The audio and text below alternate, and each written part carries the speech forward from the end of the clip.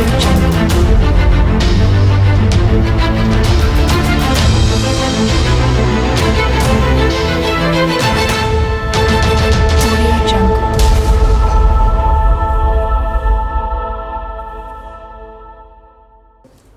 conditions télévisuelles à tous. Chers internautes, vous nous suivez partout dans le monde entier grâce à Congo Live TV.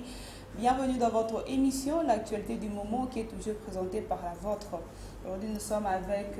Banamboka, Bayimboka Balobe Nabino. Ensemble, on va essayer un peu de débattre sur l'actualité politique. Je suis avec Monamboka Obomesana, Monamboka Pati Malanga, communicateur de l'UDPS, à qui je salue. Bonjour. Bonjour, la grande journaliste Madame Graciela. De l'autre côté, je suis avec un des communicateurs au sein de la Mouka, Monamboka Bruno. Bonjour. Bonjour, madame. Merci. Avant déjà de commencer notre émission d'aujourd'hui, j'aimerais dire un grand merci à l'équipe technique de Congo Live TV. Nous faisons la émission à Bissau Monamboka Pati Malanga. Mokonzamboka prometteur qui est 2020, année d'action. Lelo babengi biso tina kisangani na awa na kata activité province ya Kinshasa to moni le lengeni ni vraiment ba étudiants baza na nzela pour réclamer puis pour contester ko ba vraiment ba frais académiques et mathématiques année d'action mokonzamboka prometteur ki biso yango bandi na mobulu entre ba étudiants to augmenter ça ba frais. Merci beaucoup madame la journaliste Graciela. Année 2020, car année tata mokonzi ekolo Félix Antoine Tshisekedi alobaki patron ya République contre du Congo à Siraki biso qui année 2020 ces années action et ça ce n'est pas slogan, c'est une réalité de Galobaki et bientôt là toza ko banda ko palper yango ndenge kaka ayebisaki biso. Concernant la citation ya ba ndeko na biso ba étudiant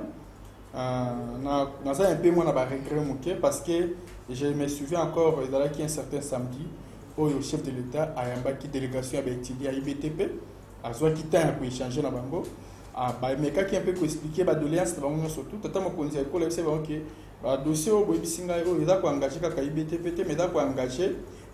l'université Nyoso, il y a la République démocratique du Congo. Puis à IBTP qui Bango qui n'a pas un peu résoudre, moko ya ba doléance na bino oyo bo soumettre ngai awa. Ezali parmi ba citation ya frais académiques parmi les citations ebele oyo ba étudiants baza ko passer na yango na niveau ba université et chef de l'état asiraki bango ke akoyeba na ko résoudre yango pe asingaki na bango baza na kimia afin que bakoyeba ndeni ya ko étudier pour na kozwa quand même ba mesure moko sécuritaire par rapport à la situation des étudiants.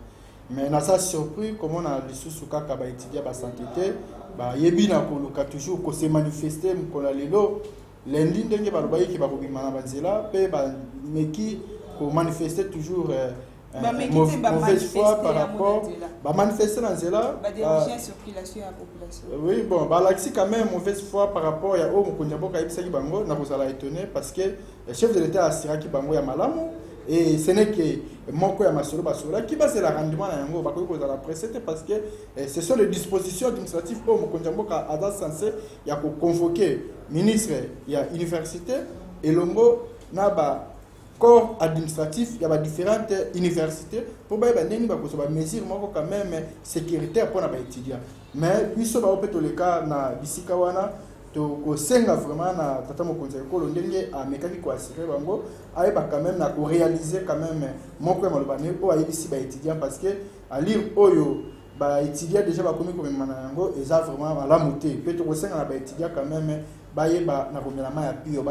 Monamboka Pati Malanga, Monamboka Bruno Bétidin Antila. Année d'action Mokonzamboka pour l'État qui biso de vivre beaucoup de déranger la circulation de la population. Mokonzamboka koloba na ibite soki Mokonzamboka nani parce que Mokonzamboka solo oyo nangai nayo nandeko nanga kuna toyebi Isabelle tata Mokonzamboka Marthe Fayulu. Oyo ko benga Mokonzamboka na ibite. Année action bon l'action est belle moni l'action mususu ko iko se passer entre libala ya bato mibale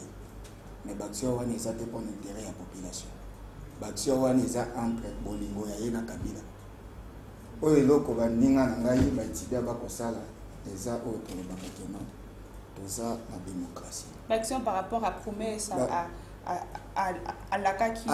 eza promesse na ya liboso te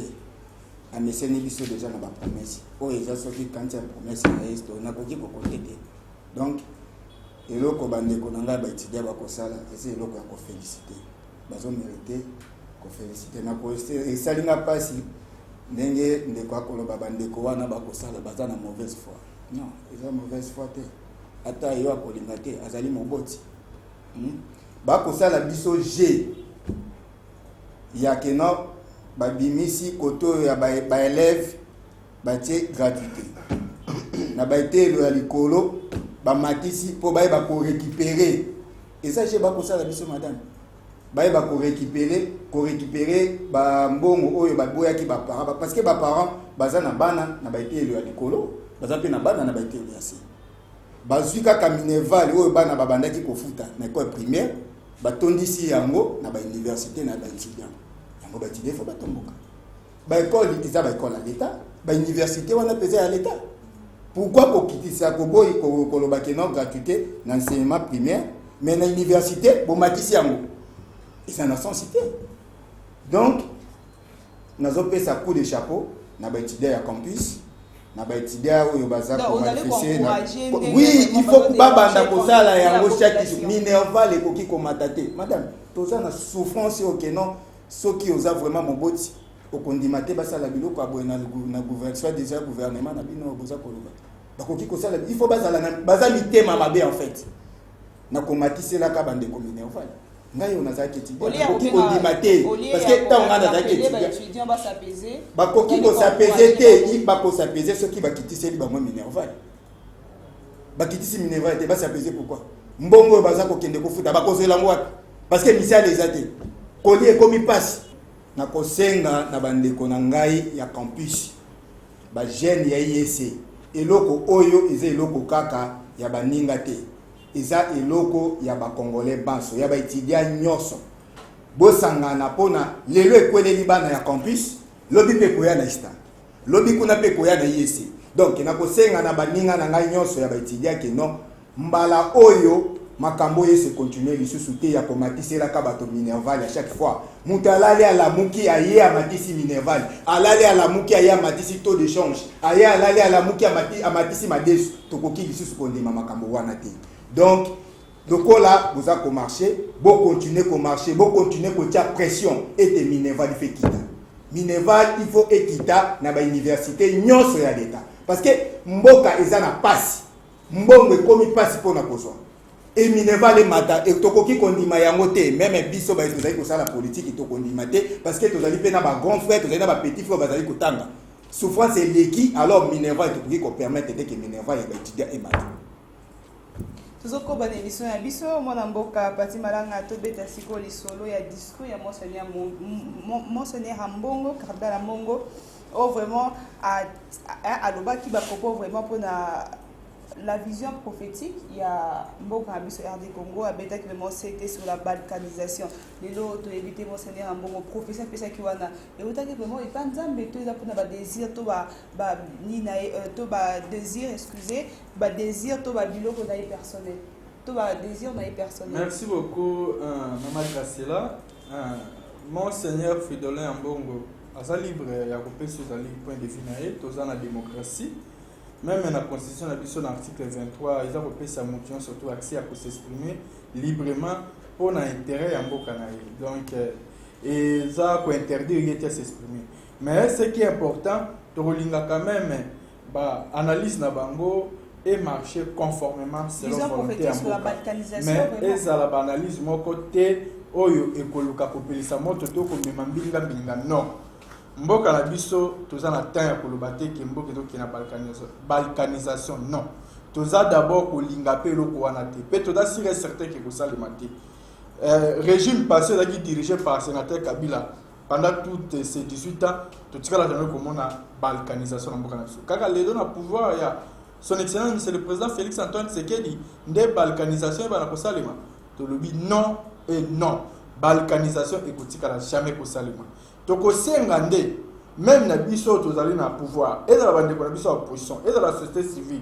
tous se mobiliser comme un seul homme to soutenir les armées na biso FARDC to tia bango maboko to poussa bango liboso po basala musala lisusu na ndenge elongo bani afin que bayeba na ko neutraliser ba terroriste o baza kotia mbilinga o baza kotia yiki na bandeko na biso o bazali na niveau ya est ya mboka na biso précisément na Beni. Mais eloko ya kosenga koloba ko commenter koloba wa dans le contraire te o balkanisation non toyebi ke moment oyo ezali moment to ko pouiller les mal te mais to kosenga nde kimia nde ya mtu kosala ke non mais ba Soudan na biso baza na courage ya kubunda biso na ndenge elongo bani et naza ko yebisa ke ba Soudan na biso affaire de baza kosala musala malamu. Il y a des avancées très significatifs. Autre monde même to ba récupérer ba village auto s'attendait non même pas ba récupérer d'ici quand même to s'attendait peut-être que ba recommande na mboka ya armée congolaise et na minute za na mboka ba na mboka pe musala za ko salema convenablement et ça loko biso to soutenir to pesa moka ko soi ya on to ba ki même na mikoleza ko ya to za ko proclamer marche moko autre ko sala marche de soutien pour na FARDC na biso par rapport ya musala o ba za ko sala mboka pati malanga monseigneur cardinal ambongo o vraiment abande ko beta cité na unité na kimia. L'autre monde a fait vision prophétique sur la balkanisation to éviter là pour avoir objectif personnel na yo moko to pour contribuer à l'avancement ya mboka. Siko wana za ko engager moko. Ya za laki na est kuna atambola kipe na pesa ki quand même elongonya ndenge moko andima ko se déplacer physiquement pour recommencer sur les champs. Ye moko pe akei na kimia azongi na kimia. Na ba discours yo savait à la cité na unité na kimia na bubu. Ce n'est pas mauvais. Ce n'est pas mauvais. Babangi yango lelo te baza bato oyo balingaka toujours kimia biso pe tozalaka toujours fier na bandeko na biso ya église ya mboka catholique makasi po tobunda litio na bango alternance oyo bango baza ba bénéficiaire baza ba fruit alternance po tosala litio ensemble na bango to boy te ba porter quand même soutien et pas tant mon conseil le Félix Antoine Tshisekedi na kopesa quand même analyse ba makanisi tout consort mais ezala te makanisi oyo ko bakisa sous moto na ba population na ba mboka non ba pesa nde moka kosona ba soda pour na biso FARDC tout ça musala malamu ba soutenir nde mapinga na biso afin que ba continuer musala bana ndenge longo bani pour que kimia eba na kokota eba na koyingela na bisika oyo mapinga na biso baza kobunda butu lokola moyo pe biso toyebi ke balkanisation et kotika la kosala na bokote tata mokonde ko Félix Uta régime na ndenge aza ko diriger Congo kino akosilisa mandat na ye ce pays ne sera plus balkanisé. Même oyo akoya na sima na epe kozwa mboka oyo akoyeba toujours kobundela intérêt ya ba congolais pour que kimia eba na koumela na kati ya mboka na biso Congo toza ko s'attendre na division te toza ko s'attendre na balkanisation te ba onyo so baza bidongolo miso mitema likundu o baza ko luka nde mabe kota na mboka oyo bayeba ke zéro pour na bango parce que tata mokonzi ko le Félix Antoine Tshisekedi ici autayi ko bonza mboka na biso Congo na maboko ya nzambe wa kiel ko na Jésus Christ Nazareth état que chrétien que nous sommes des chrétiens qui naît de niveau tout ça par Christ mboka oyo na maboko ya oya kila mokili oyo yemoko Jésus Christ akoyeba ko mboka na ndenge ya lingi parce que Congo oyo mukolo na yango azali Jésus Christ Nazareth kwa kila mokili biso ba population to yeko yingela na mboka oyo tata mokonzi Jésus Christ apesi biso Congo na biso elongo na yeto kobatela ona ndenge longo ba to ko ba nelisha na biso na mboka pati na mboka buyo to zoka mwa mokie to yandaki vraiment na kala na mwa ba ne le kimakasi héros national Patrice Emery Lumumba au vraiment alobaka proclamant que le Congo ne sera jamais divisé, le Congo ne sera jamais balkanisé. Le autre moni monseigneur Ambongo au vraiment pesi vision prophétique sur la balkanisation. Avant na ya nola motuna na yo nakoyebisa koyo tunalai keno awa toye kosolola masolo ya mboka toye na église te mpona banda kolela epa nzambe bolukaki bokonzi mageto ya moyibi me bapesi bino bosala be mosala nzambe ana likambo awa te na motuna na yo tuni ngai nakoloba te papa Frédéric Ambongo acomprendre quand même que non vérité tokoki kotika yango te parce que autaki koloba que non mokonzi mboka tata mokonzi mboka Martin Fayulu abosa na ndenge Félix ayibaki bokonzi to avancer asenga bon unité na bomoko mais lelo amoni ete non soki to avancer na Tshisekedi Tshilombo na Kabila mboka ekokufa lisusu nde kokufa mama la oyo bandeko ya Rwanda baza kosala elongo na ba généraux mususu awa ya biso ba congolais misusu ya biso na ba politiciens ya mboka na biso eza pasi eza pasi na komona ka ete bandeko na biso na Beni, bandeko na biso na este baza kokufa tongo butu moi. Eloko pe basali ezate baza kowelela kaka mboka na bango ekende.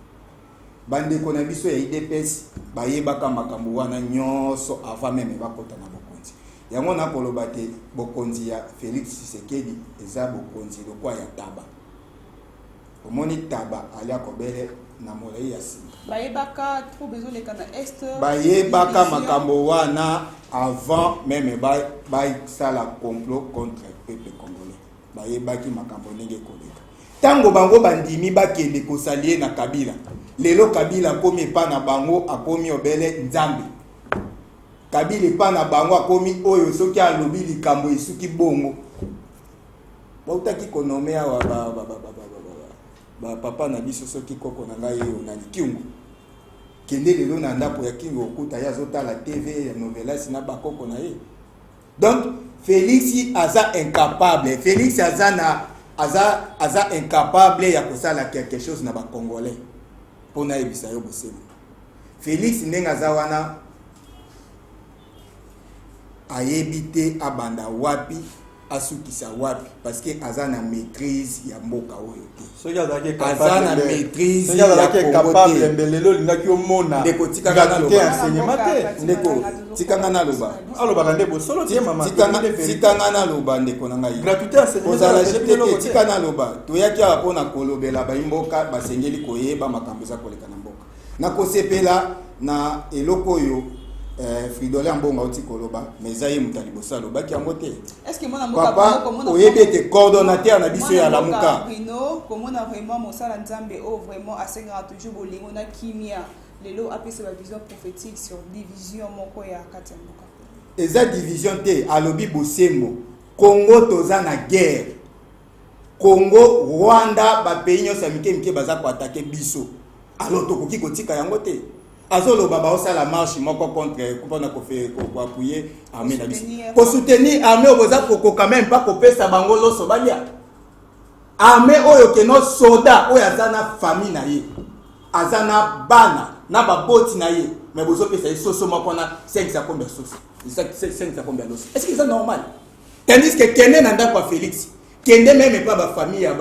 Félix soit ya ba caméra oyo même basala kate bana mboka kende na jour abona noko kuta biloko nini bakekotikila bango mais ba soda baza ko bunda pona mboka oyo baza ko défendre les loko na mboka boko pesa bango soso moko quel sabotage pourquoi boza ko kosa ba mboka pourquoi boza ko mona ba soda na biso lokwa ba bololé na bino boko saka bango bakende ko kufa kuna bino bofandi na ba bureau climatisé pona ba bundela bino et puis bo pesa bango ba soso moko boza ko futa bango soda na biso aza ko 85,000 francs aza na bana azko futela ndako yebisa na kobika ndenge nini boza ko komisa ba soda ba mandia ba marche na bino wana ba soda baza na tina nango te baza na tina nde bo bongisa vie sociale na bango bo futa bango malamu bakosala malamu mais marche na bino ekolobela bango eloko moko te parce que peut-être bozo confondre boza lisusu na opposition te bino bande ko EDPS boza na opposition te boza na pouvoir bino nde bato boza ko diriger boko sa marche contre nani contre mokonzi na bino yango to kolobaka ke Félix eza mokonzi ya mboka te mokonzi ya mboka solo eza papa Martin Fayulu Madidi. Merci beaucoup. Félix aza mokonzi ya IDPS aza président ya IDPS yango komona ba ko continuer ka toujours na ba marche ba ko continuer ka toujours na bitumba parce que ba ebi ke baza na opposition ti lelo baza ben na opposition. La émission ya biso mwana mboka Pati Malanga tolanda ki vraiment coordinateur actuel ya lamuka mwana mboka Mozito au vraiment déclenché qui guerre moko contre Rwanda lelo auto juste ba propose sur la balkanisation ya Monseigneur Fridolin Mbongo to ko lo ba ka ba propose na bango balanito Monseigneur Fridolin Mbongo en région de Kaka ba proposition ya coordinateur actuel ya lamuka mwana mboka Mozito. Mais ce qui y est mosali ya nzambe to nganga ya nzambe akoluka moye ya ko tambola na ndenge elongo banite pona ko soutenir ce qui ka mosusu voilà même na miso ya nzambe akali pona se ezali sembo te pe ezali malamu te parce que mosali ya nzambe alaka nde netre alaka toujours ni pour ni contre mais pona koluka toujours kimia mais to ki akomi kozala na parti primo ko boye Voilà, et comme il fait ma bé, et c'est sur ndenge nzambe akel ko na salingi te. Même à propos il y a ndeko na biso mositu. Et ça va propos moko un bon politicien ko tenir biloko modèle na te. Biso toza na bosenga ya kimia. Et kimia o biso toza ko luka e na est mboka na biso. Et ça kimia o to ko luka na modèle ndeko mositu ko yebisa biso le lote. Mositu qui était à côté de ndeko sénateur Kabila pendant longtemps,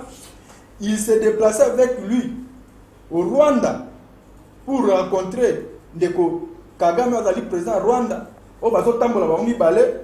Ce qui senga ba tambola ba mibale. Bazo zota ko solo la ba mibale.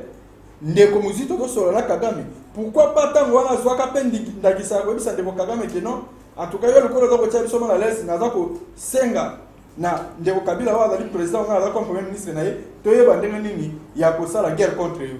Kaka lelo boni na régime oyo ya ndeko Félix ndeye ya ko proposer biso biloko moko oyo eza ko recadrer même ba stratégie politique te parce que la politique faut avoir la diplomatie et diplomatie politique et c'est une biso te ko kena avec précipitation. Il y a toutes les dispositions oyo ese biso to reçoit pour na koyeba na koluka kimé contre la est mais to kena na procédure o de commission to ko la biso te parce que yema ko exemplaire à mon niveau vraiment na est bitumbezo ko ba bazo kufa du jour au jour à lancer puis à proposer proposition na iko na ko mais ye na bitumba mo na est ba soda na biso bazo sa musala kuna to bazo sa musala no soda bazo sa musala makasi kuna batangi yende komisitu atangela biso ba territoire ba village ba secteur ba groupement oyo ezali récupérer na boko ba terroriste ADF atangela biso yango pour nini ko sala ironie à l'égard de la population congolaise ba soda na biso baza kuna bazo sala musala ozola na porte-parole ya fort de cette butu lokola mo ndenge za ko pesa biso bila lobby même toti ko kanga ba parmi ba terroristes ba égorgeur o ba za ko égorger la population kuna toti ko kanga une grande effectif ya ba égorgeur lobby peut toujours continuer à récupérer ma village. Tu vas récupérer $100, village $100. Oui, il terroriste pendant ton moulin. Tu récupères ma village et belé. On tu récupérer ma village et belé, tu dois continuer à récupérer. C'est là qui prouve que non, faire des sada ou sala musala. Il y a un moment il faut porter soutien à biso na ma pinga na biso école. Mais tu qui na ba précipitation il faut te commencer la guerre contre Rwanda. Bien sûr, mais il y a des préalables et des processus. On va tout ça. Et là, soit qu'il y a une précipitation, on va zolinga. On va zoluka, babimisa tata mokonzi ko le Félix Antoine Tshisekedi mabe. Zinga ya politique na yo zolinga kumela mboka. Mais état que mutu ya mayele, un grand diplomate qu'il est, le chef de l'État Félix Antoine Tshisekedi a joué même chose une stratégie à malamu oye ko salake toyeba na ko réussir pe ko tia kimia contre la déclaration est et je vous assure maman Klasila yeba ki kimia e ko kota ndenge mo na zo sa ndeba est kaka ndenge mo même Moïse a bisaka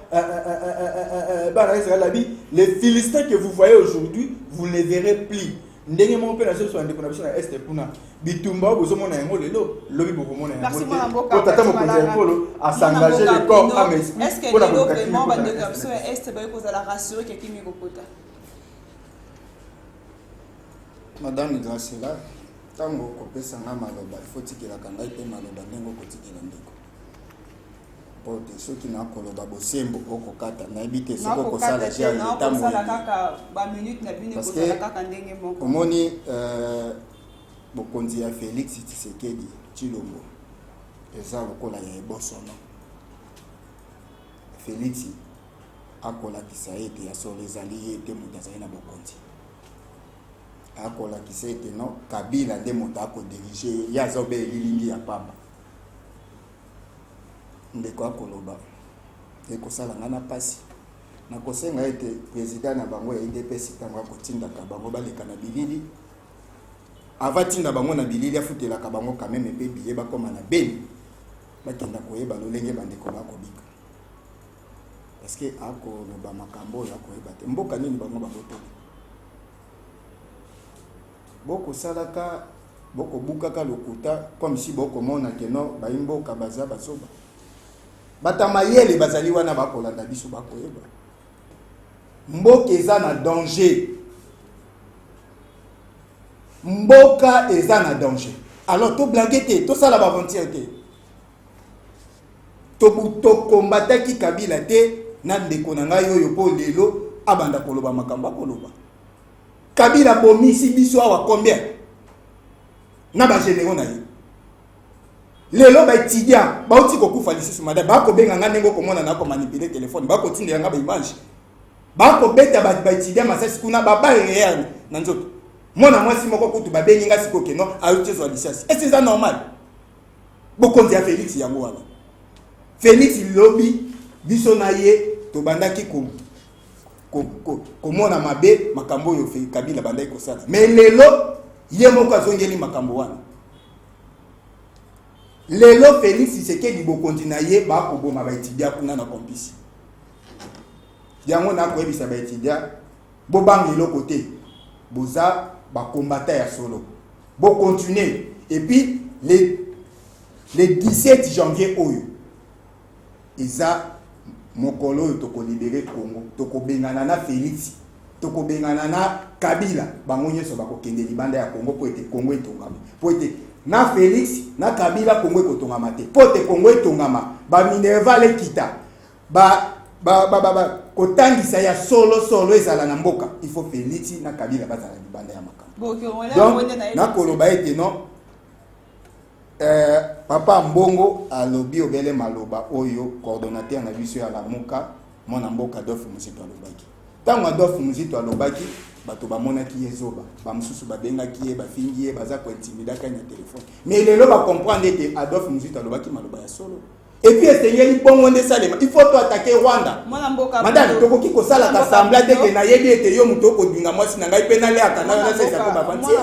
toko kiko ndi madame tikelanga maloba na loba tikelanga inalo tikelanga maloba na loba omoni makambo to ko loba za très important alors madame bakoza na posa ya kimia mais kimia ya solo kimia ya bavanti te kimia ya comédie te oyo bokonje ko yela biso obo konjoe kolukela biso eza kimia ya solo et puis kimia ya solo wana ekoki jamais kouta na maboko ya Chilombo. Kimia ya solo il faut tozonga na ba élection ya solo papa mokonzi ya mboka Martin Fayulu azwa ngwende wana pona iba kozongisa kimia parce que tango ba congolais ba votaki ye madame ba pesa ke confiance pamba te parce que ba yeba ki ye même ye moko Félix Tshisekedi ayebi ete Fayulu nde muta kosilisa kimia akomema kimia na Congo parce que yemo ka lobaka ete le changement s'appelle Martin Fayulu donc kimia ya solo pone ya il faut Fayulu azala na ibonga wana po ete Félix azana ye capable akosala yango te soka kokosa bandeko na biso ya IDPS akokosa bango ninga akosa nde bango be biso ba imboka to ebe ete Félix azawana be lilingi akosala liloko moko te akosala oyo Kabila koyebisa ye oyo Kabila yebisa te akokoka kosala yango te parce que azana makoki wana te nato ya Lamuka mona mboka Adolphe Muzito elongo na mona mboka Martin Fayulu na kati ya mabele ya Beni esika vraiment ba prometaki pe ba rassuraki ba imboka professeur kuna kimia mais le oko vraiment koloba ils vraiment ko soutenir division au zo linga vraiment ça mon pandi ya est on est koza ko ça passe Nicolas passe au population vivre chaque jour to rotier la bango kimia ne to mona ki coordinateur ya Lamuka elongo na mona mboka Martin Fayulu prometaki bana est biso to koluka division te tata mokonzi mboka soko yebite ba votaki mingi nde kuna na est donc akoki jamais koluka division kuna soki omoni akendeki ko fêter na bana ya Beni parce que passe na motema omoni atako azali mokonzi ya mboka mais azali moboti azana pasi wana komona bandeko na ye ba ko kufa lokola banyama na eloko bayebeli mutu na makolo te me bakokufa yango alobaki ete nakende kofete tango Félix Tshisekedi na kamere bakofutaka bakopesaka bato bambongo awa bamususu bakopesaka bamusicien mbongo bayemba bango babwakelaka bato bayembelaka bango gentini na moma wana tata mokonzi mboka akofete kuna na Beni baplace oke Félix Tshisekedi akotika kokoka kokoma esukuna te na moma oyo na bamboka oyo te bato bakima eko sala pasi mama na peso exemple webi kuna bakobika ndenge nini ba yebisa kibiso omoni ngana mona Kingabwa okomona bofanda kana Kingabwa bofanda kana Kiseso bofanda kana Barumbu na moi bokei bosalisali misala na bino kuna na butu bozongi boye na Gombe kolala est-ce que ça normal bato bakokima mboka et puis bakosala ndenge nini ceux qui bango bakobundisa biso ceux qui ba congolais bakimi bango bazwi ba Rwandais bazokotisi baona bandako wana ba congolais bakoki yango nde bakosala donc babomi ntango bino bomoni ke non pas eleki tokima bango baye baremplace biso donc yango tolobi ete makambo wana ekotikala kosimba te complot na bango wana ekosimba te biso tokobunda ane oyo ndenge tata mokonzi ya mboka alobaki ete eza ane ya libération ya Congo ane oyo tokobunda ete Congo ezala libéré tobotola Congo na maboko ya bayini. Merci mwana mboka Bruno, mwana mboka Pati lelo otomoni vraiment le DIRCAP ya mokonzi ya mboka na esengo makasi komona rapprochement ya Kivu na Rwanda baimboka bayeba Kivu ekomi hors Congo. Kivu ekomi hors Congo ndenge nini? Kivu ezali moko ya ba province oyo ezali ko se retrouver na kati ya etando na biso ya République démocratique du Congo, ezali libanda ya Congo te na kati ya Congo. Tata les DIRCAP ya Vital Kamerhe aussi c'est vraiment un rapprochement on est Kivu na Rwanda. Eza rapprochement moko d'une manière diplomatique. Eza rapprochement moko te oyo to kende boloba yango soki na bakadre nini. Là je ne disconviens pas parce que eza na eloko moko te oyo eza kolakisa biso wana ke ezali rapprochement moko purement politique soki na ndenge nini. Là je ne sais pas. Parce que Rwanda azali pays oyo azali voisin na biso. Soki ba Rwandais baza konyokola biso, armée na biso aza ko identifier ba oyo bazali na kati ya mapinga to ya ba terroriste ba rebelle wana, il se fait que ba Rwandais baza na kati. Justice azo sa musala yango, mais biso mo ba imboka. Tozo sala musala na biso na ilongo na mapinga pona ko bengana pe ko kokotsa kimia kuna. Yende ko DIRCAP akendaki soi-disant déplacement mukia oti ko sala awa na libala oyo ezalaki ya James Kabarebe oyo mwana ye ya mobala balaki ndeko Kamere akendaki ko participer na mariage wana eza ba relation na bango personnel privé entre ye na kulutu na James Kabarebe wana eza makambo na bango eza comment la vraiment dire comme c'est là na rapprochement ya Kivu na Rwanda eza ko engager république donc on dit que le ba vraiment que DIRCAP azo se pencher la balkanisation non eza ko engager république mais ce sont aussi des stratégies diplomatiques maman akei kuna mariage mais à cause avant simplement au côté malobati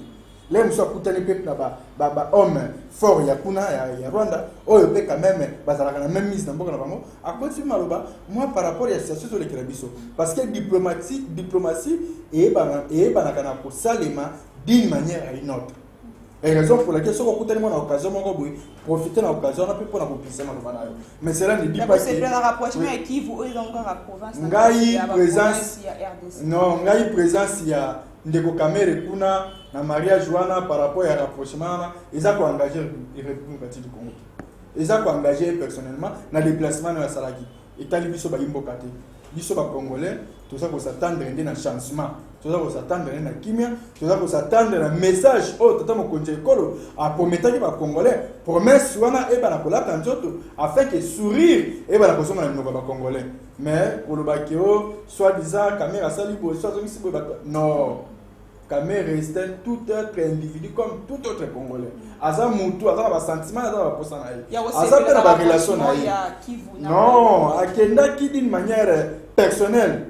ko participer na mariage ya moko oyo bayeba na yuta kala. Wana da ko engager bango. Et engager république te. Soki nde ye moko conscience na ye da ko reprocher na eloko moko mabe, wana ça finira toujours par triompher parce que biso tota ba congolais o tota ko croire na Jésus-Christ nous espérons nous sommes sûrs et certains que o nyoso ta mo nya Congo o tota mutema lipundu o nyoso tout azali et dongolomi so pona Congo akoyeba toujours ko bima na poisa pe congolais ko comprendre ba o ba lingi Congo te afin que to ba ndenge ya kotia ba libanda mboka na biso mwana mboka Bruno to moni vraiment lelo oyo mwana mboka le DIRCAP ya mokonza mboka mwana mboka Vital Kamerhe oyo lazo sepela vraiment na rapprochement ya Kivu na Rwanda te éviter to koloba à se pencher na balkanisation le lengi ka ndenge monseigneur Ambongo a prophétisé soko moni kulutu nanga koloba o comprendre que azangi makambo koloba donc ba minute olinga to pesa kulutu tikela nango na loba poto ba congolais baza na bosenga ya koyeba makambo za koleka na mboka pe baza na posa ya koyeba vérité surtout na sujet oyo omoni tozo baka ba congolais te toza batu pe batu ya mayele na ko regretter na 37 IDPS alobaka sai 37 soki ezali kaka na makambo ndeko akoloba wana meme nanga imoke salinga pasi na motema po ezalaki oyo akobenga diplomatie wana eza diplomatie te eza diplomatie te nayebi te soki ayebi diplomatie oyo akoloba diplomatie eza diplomatie te eza complot contre la république eza diplomatie te place bakokende koteka mboka nde yango wana mama James Kabaré nayebi te soki kulutu akobosa na histoire ete James Kabaré ana aza moto ya kataka courant na biso awa oyo bandeko bakufa bana mike oyo bazalaka na hôpital bakufa ete James Kabaré akata courant. James Kabaré aza parmi bato oyo baza koatake mboka na biso. James Kabaré aza na complot na mboka na biso. Mais lelo Kamere na koki ko comprendre ye parce que bon jusque là nationalité na ye bakate. Mais episalinga pasi tango akekende ko loba o mwana mboka soki président na bango ya IDPS aza ko regretter pour ete bapesi invitation te ya kobina na feti wana. Ezali pasi ke mokonzi soi-disant mokonzi ya mboka ako regretter pour ete babengisi eta ya kolia soso na feti ya bato. Mama mboka yango bokonzi yango balukaki 32 za ko bamemela biso makambo to komona ka oyo ako kende kopesa kotinda 15 soki 30 tu ya même ya 30 verse tandis que awa kopesa soda soso moko mais pona James Kabaré oya bomisa batu oya kosala mabe na mboka na biso atindeli 30 ngombe sala calcul ngombe moko na pesa exemple soki koteka ma peut-être na $500. C'est le calcul, ça c'est à peu près $15 000. Donc 15 millions de Congolais, 15 millions, de Congolais, Luka. Na mwinda so ke kenda ba piti lelo to koyeba te. Yango wana ke ko bima ko ne pas James Kabaré. Na ko somela kai bango. Isa passe. Yango to ko senga ete les 30 oyo, les 17 oyo ba Congolais to telema. Ba koki komone la kabiso à chaque fois te. Tokoki jamais kondimaka ete baninga na biso mibali pe bamona kabiso tokomi basi na bango tokolinga yango te soki bino bokondima biso tokokufa po na mboka oyo Kamere na Tshisekedi baza na place na bango lisusu te na bokonzi wana place na bango ezali swate basambisa mabakota boloko po ete oyo basali ezali complot moko ya mabe ezali trahison na ba Congolais. Likama oyo Félix ayela kibiso oyo alobaki ete moto ya kotrahi ba Congolais kombo na likama yango wana Félix akola kisabiso yango ya face à face na koyebisa na bandeko na ngai ete to zwa makambo yo sérieux oyo koleka na este na biso etali na ngai na yo lelo ezokoleka na Beni lobi ekokoma epai na ngai kuna na Equateur to pe na Ngende lobi kuna ekoya na bandeko na biso ya Kasai lobi kuna koya na Bandundu lobi kuna koya na Bakongo ekokomela biso nyonso pona est to mesana nango te pona bamonela biso te isengeli biso nyonso to simbana na loboko to telemela makambo wana omoni ba jeune Kabila amesenisi génération na biso oyo na ba gene ba bimela mais biso tokoloba ete non amikosa kisoka kanisi ete non plan na yewane kosimba te ba jeune ya lelo to kon se mobiliser pour na kolakisa ete jeune ya lelo na ya lobby eza différent to ko bunda biso nyonso elongo pour na ko libérer mboka tika na loba madali omoni génération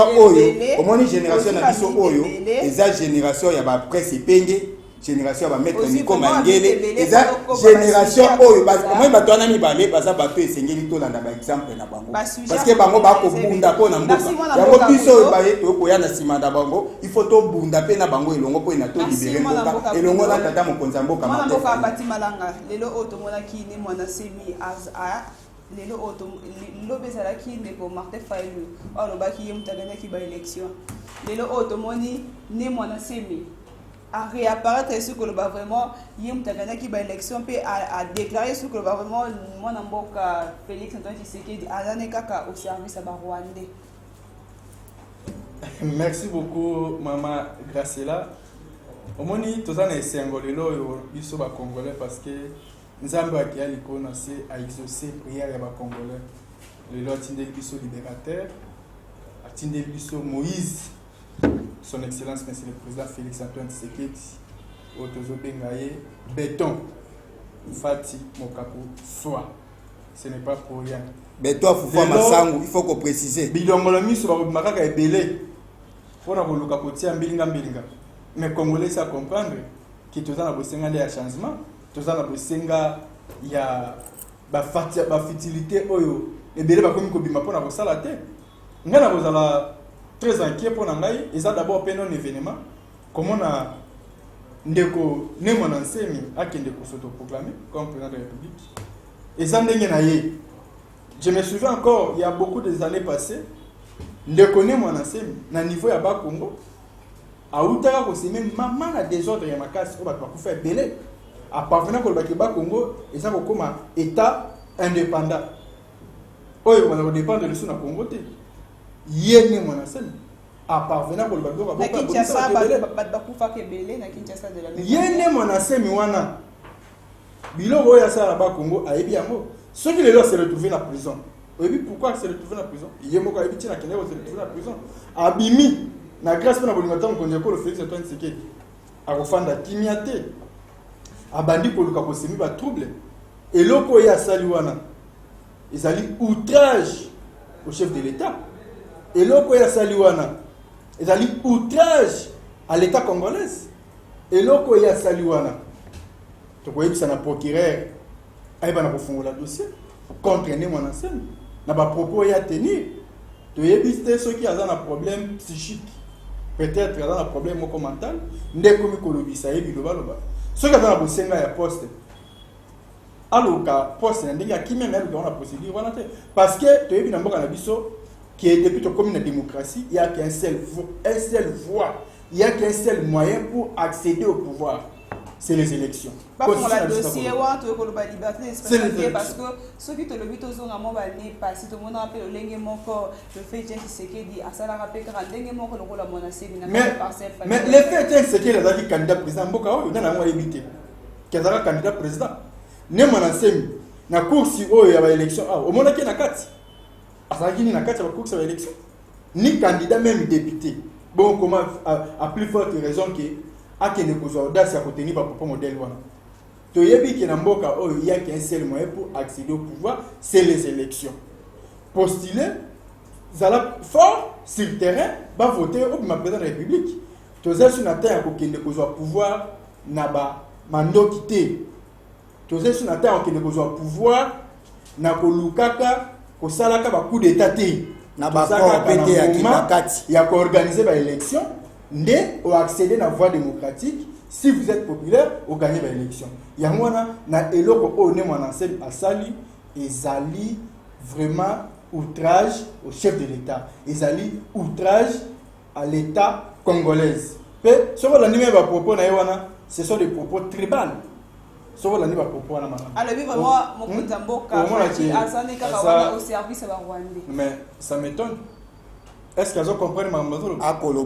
Est-ce qu'elles ont compris? C'est comment on a mis ce moment. Azande ko luka mo intérêt moko boyi. Mais intérêt ya sa ko luka ba kenda na modèle wana te. Bango ba kanisa te ke Congo o ya Félix Tshisekedi et c'est sur Congo ya buso ba dai ko sala tango la et c'est sur yangote. Et vous devez savoir que na miniti au Congo déjà et bonté na boka Nzambe et c'est sur Congo ya makambo ba salité ba dai ko sala te à l'époque. Congo oyo Félix Antoine Tshisekedi tata mo konjeko azonisa maboko Nzambe akeli ko na se Nzambe na miniti on dakomi ko za contrôle la Congo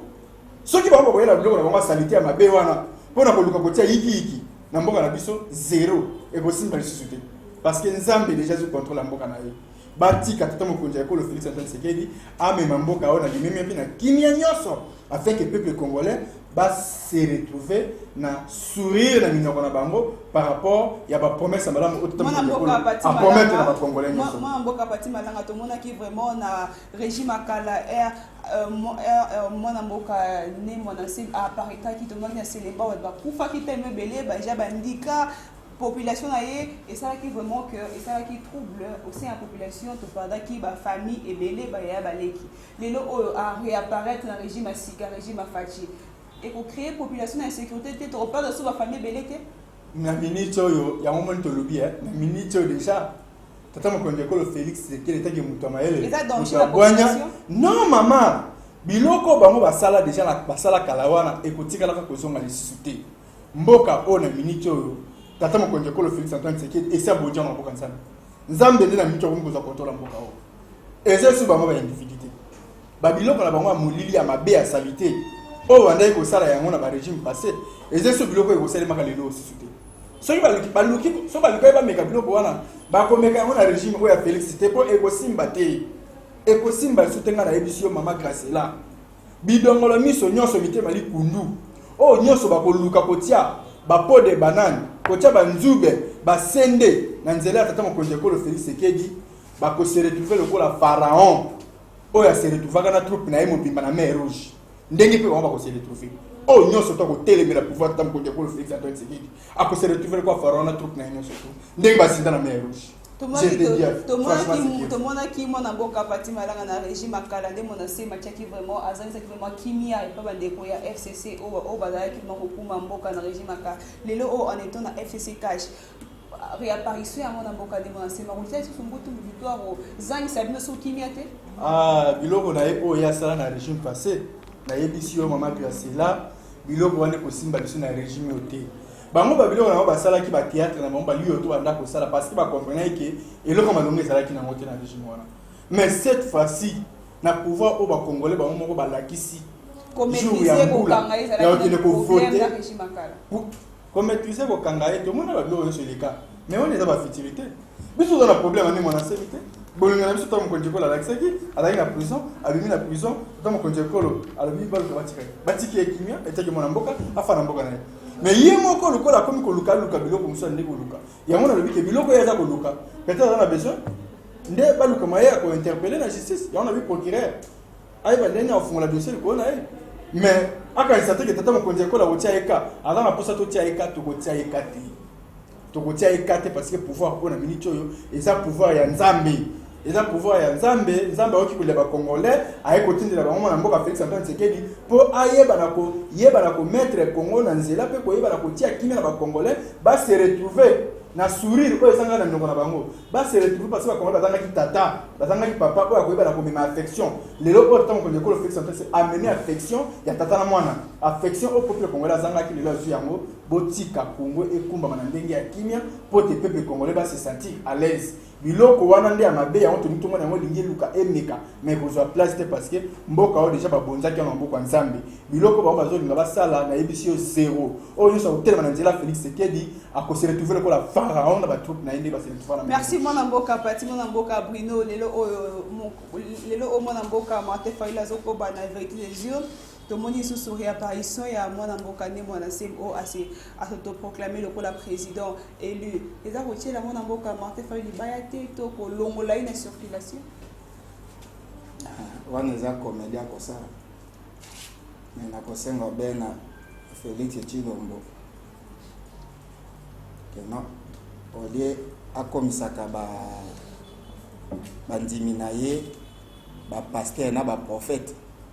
parce que na koyoka koluto akomi makasi na ba verset biblique donc euti pas na été euti pas Tshilombo de pas bandaki na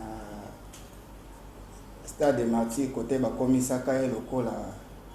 évêque ye a transmettre tango pas ba koluto na ngai donc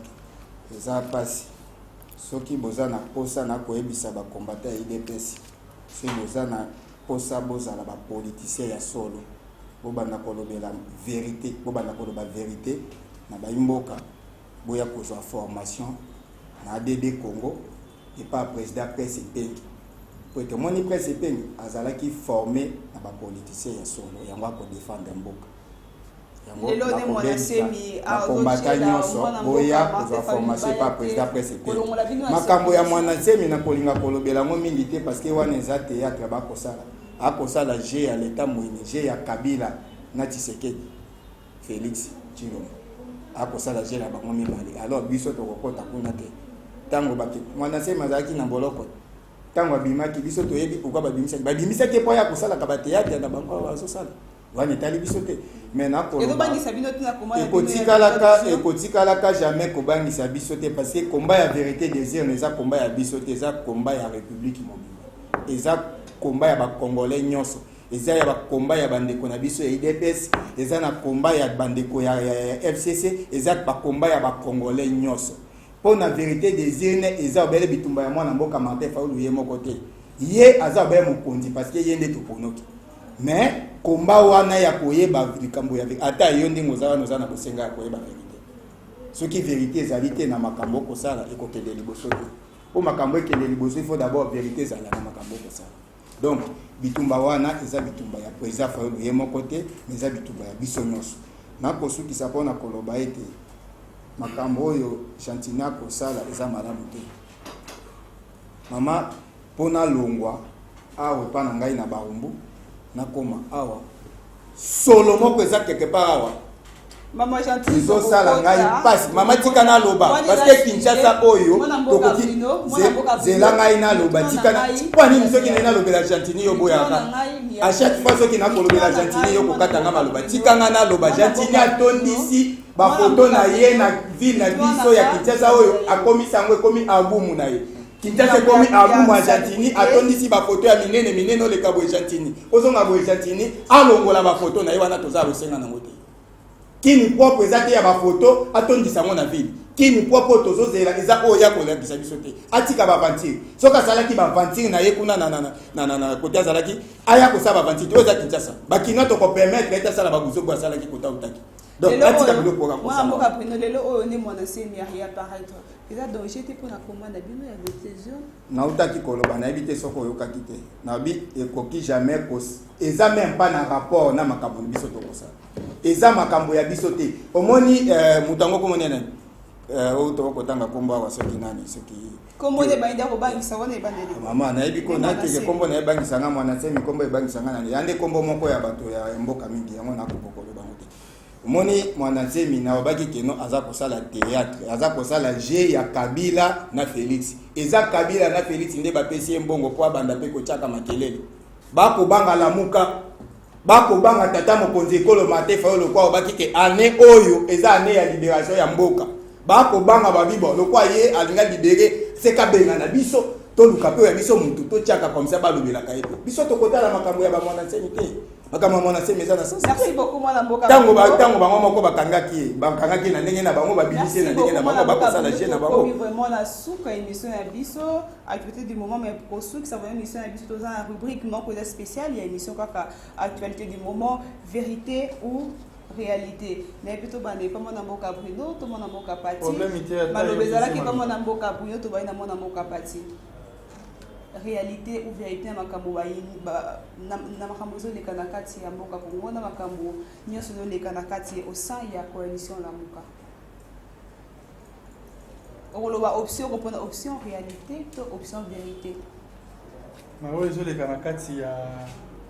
famille politique na biso ya cash to na kati ya mboka na biso kaka Kongo famille politique na cash mutakoloma ko débattre na yo bon ngai sikona loba oyo ezoleka wapi epai ya lamuka soki ezali réalité oponi option sur réalité opesi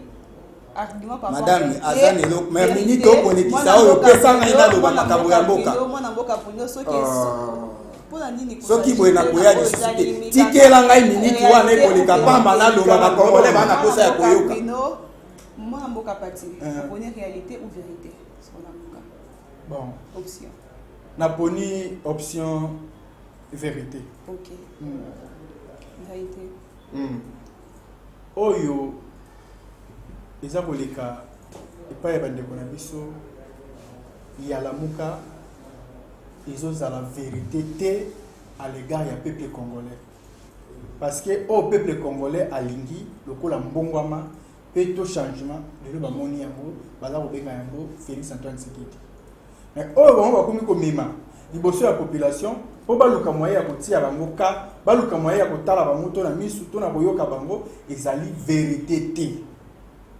et lokola toyebi ke ezali bosolo te batika kokosa peuple congolais batika comme ma peuple congolais na ba anomalie ezanga tina toza le susu bana mikete toza déjà mikolo to comprendre les réalités na vérité nyonso za kotamba na mboka na biso et à travers vérité auto za kotamba za mboka na biso les autres comprendre ya moto ndima iko pesa pouvoir na mona mboka Félix Antoine Tshisekedi c'est vérité wana auto pesa ki na mona mboka Félix Tshisekedi ya monde ki badi komona ba retomber na yango mais oyo bango bazolinga bakolisa biso na yango ezali vérité te oyo bazolinga na biso na yango ezali merci mona mboka parti ezali pour 30 secondes mona mboka Bruno réalité ou vérité vérité ça a été Tshisekedi Tshilombo agayaki maponomité azalaki nommé na Kingakati na 2h du matin et pas Kabila vérité ça a été Félix Iloko azali incapable ya ko diriger mboka albimisi pe ba ministre na ye baza incapable yango utaki ko bimisa $500,000 ko batinda bango na formation bakende koyekola vérité ça a été Félix Tshilombo azali na souci ya Congo te azali obé na souci ya Kabila vérité ça a été pas Félix Tshilombo ça a été Kabila d'abord au lieu le peuple d'abord vérité ça koloba été pour na Congo et avancer pour na Congo ekende liboso pour na bitumba esila na beni pe na ba parti nyonso to ya mboka na biso il faut Félix Tshisekedi Tshilombo na Kabila bazala libanda ya mboka ete mwana moko tata mokonzi ya mboka Martin Fayulu de mutu ya kosilisa ba pasi ya ba Congolais tata mokonzi ya mboka Martin Fayulu de mutu ya kosilisa bitumba ya beni vérité oyo ba Congolais ba kozela eza ete non mokolo ya le 17 janvier oyo biso nyonso to libanda to kotambola qui on a pour réclamer vérité na maponomi pour na réclamer vérité de Zion pour na libérer mboka na biso yango na pona kosukisa na kopesa numéro na nga po ete ba mboka ba kosenga mingi numéro mena ko bosa na kopesa bango numéro na ngeza plus 243 82 043 0333 na ko zongela ete plus 243 82 043 0333. Merci mon Amboka Bruno, nous sommes arrivés à la fin de votre émission Actualité du moment. Merci qui bel bien mon Amboka Bruno, Moka Balobi Nakata la Moka, merci. De l'autre côté de la qui mon Amboka Pati Malanga Moko, Nakata Balobi Yakatia au sein Yakatia UDPS, merci beaucoup. Merci beaucoup, Madame Moka Pati Malanga. Nous sommes arrivés à la fin de votre émission. Merci à l'équipe technique. Quant à moi, je vous dis restez brochés. On se retrouve à la prochaine pour un nouveau numéro. Au revoir.